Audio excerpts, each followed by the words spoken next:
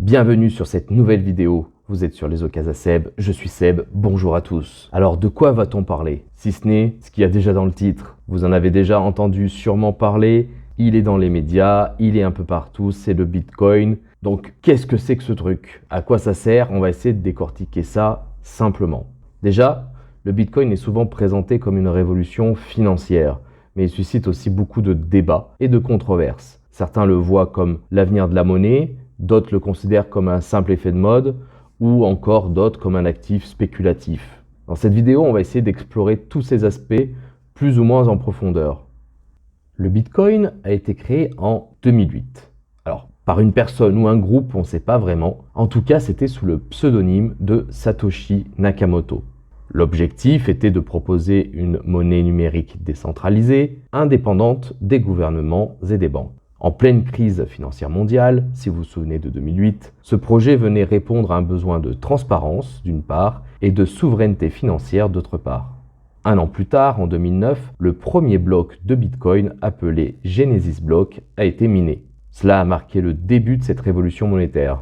Le réseau Bitcoin s'est ensuite développé progressivement, attirant d'abord des passionnés de cryptographie, puis des investisseurs, des entreprises et même certains gouvernements, tendance qui est aujourd'hui très actuelle. L'un des premiers usages du Bitcoin a été l'achat de biens et de services. Pour la petite histoire, le premier achat connu en Bitcoin a eu lieu en 2010, lorsqu'un programmeur a payé 2 pizzas pour 10 000 Bitcoins. Alors à l'époque, ça représentait rien. Aujourd'hui, on est en janvier 2025, un Bitcoin vaut à peu près entre 100 et 105 000 euros. Donc imaginez le prix de ces 2 pizzas. 100 000 euros multiplié par 10 000 Bitcoins, ça fait quand même une sacrée bonne pizza. Ce petit exemple à lui seul illustre bien l'essor spectaculaire de cette crypto-monnaie. Maintenant que nous avons introduit Bitcoin, peut-être allons-nous essayer de lui donner une définition. Alors quelle serait-elle cette définition? Déjà le mot. On peut expliquer le terme Bitcoin qui est composé de 2 autres petits mots. Déjà le mot bit qui représente l'unité de mesure informatique et coin qui signifie tout simplement pièce de monnaie en anglais. Donc cela désigne à la fois un système monétaire numérique et un protocole informatique. Le souci, comment les distinguer? Malheureusement pour tout le monde, cela se fait uniquement à l'écrit, puisque le mot Bitcoin avec un B majuscule fait référence à la blockchain et au protocole, et le mot Bitcoin avec un B minuscule désigne l'unité monétaire utilisée sur ce réseau. Donc le Bitcoin est une monnaie numérique basée sur une technologie. Cette technologie est appelée blockchain. Alors contrairement aux monnaies traditionnelles, il n'existe pas sous forme physique ce Bitcoin et n'est contrôlé par aucune autorité centrale.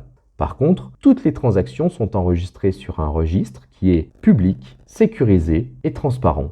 La blockchain, c'est une base de données décentralisée qui permet de garantir la sécurité et l'intégrité des transactions sans aucun intermédiaire.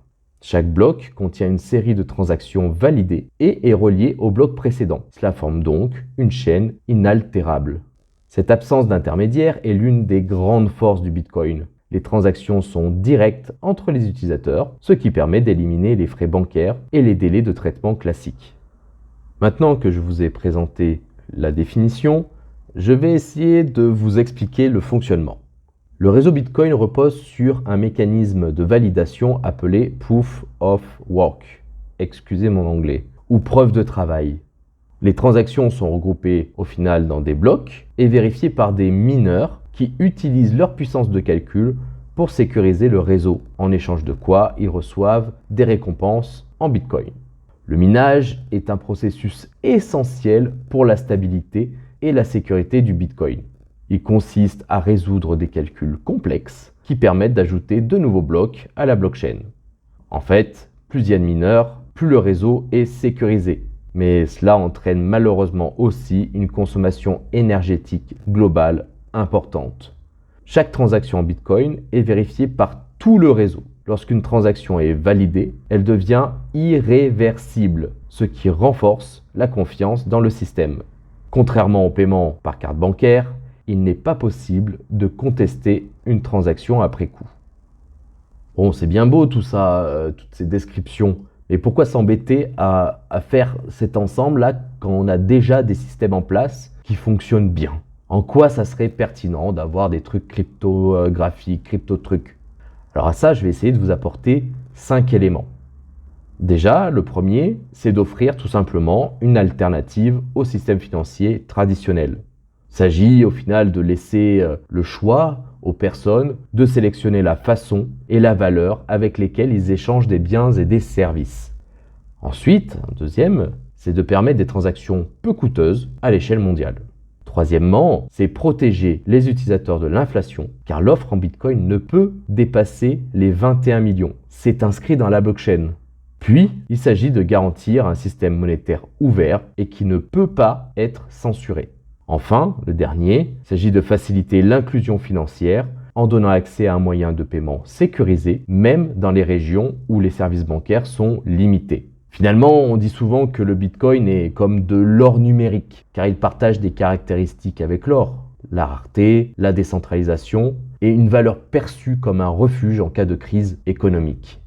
Vous avez l'habitude, on va voir ensemble ce que le Bitcoin n'est pas. Bon, déjà, c'est pas une entreprise, puisque le Bitcoin n'a pas de PDG, n'a pas de siège social, etc., etc. C'est pas un système anonyme comme on pourrait le penser, puisque les transactions sont pseudonymes, mais elles sont traçables. Ce n'est pas une arnaque. Alors, effectivement, il y a des escroqueries qui sont liées au Bitcoin, mais la technologie en elle-même est légitime et elle est actuellement utilisée de façon mondiale. Ce n'est pas non plus une monnaie stable, parce que sa valeur fluctue fortement en fonction de l'offre et de la demande. J'espère vous avoir convaincu de ce que le Bitcoin n'est pas. Alors, il s'agit là d'une nouvelle partie qui sont les limites et les critiques, puisqu'il existe des limitations flagrantes et des critiques légitimes au Bitcoin.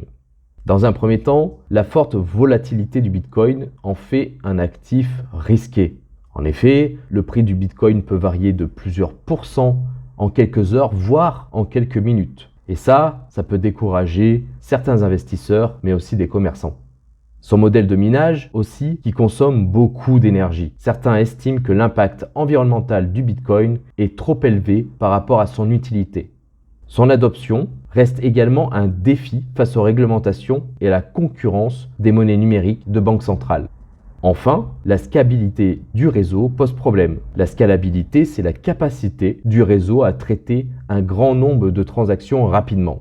Actuellement, le Bitcoin peut traiter environ 7 transactions par seconde. C'est bien inférieur aux capacités des réseaux de paiement traditionnels comme Visa ou Mastercard. Alors, il existe des solutions pour contrer ça, comme le Lightning Network, qui a été développé pour accélérer les transactions et réduire les frais. Mais malheureusement, elle nécessite encore du temps pour être largement adoptée. Nous voici déjà arrivés à la conclusion. Alors, vous avez pu entendre, le Bitcoin est quand même une innovation qui est majeure et qui continue d'évoluer. Que vous soyez quelqu'un de sceptique ou quelqu'un qui est déjà convaincu, il est très important de comprendre son fonctionnement et son impact. Le Bitcoin a ouvert la voie à des milliers d'autres crypto-monnaies et à de nouvelles applications basées sur la blockchain. Alors, le Bitcoin est-il vraiment l'avenir de la finance ou simplement une bulle spéculative? Le débat, en tout cas, a le mérite de rester ouvert. Mais une chose est sûre, son influence sur le monde économique et technologique est indéniable. Et vous, que pensez-vous du Bitcoin? Dites-moi en commentaire. J'espère que cette vidéo des Okazaseb vous a plu. N'hésitez pas à la liker, à vous abonner pour plus de contenu sur les crypto-monnaies. Laissez vos questions en commentaire. Merci à tous pour cette écoute et bonne journée. Ciao!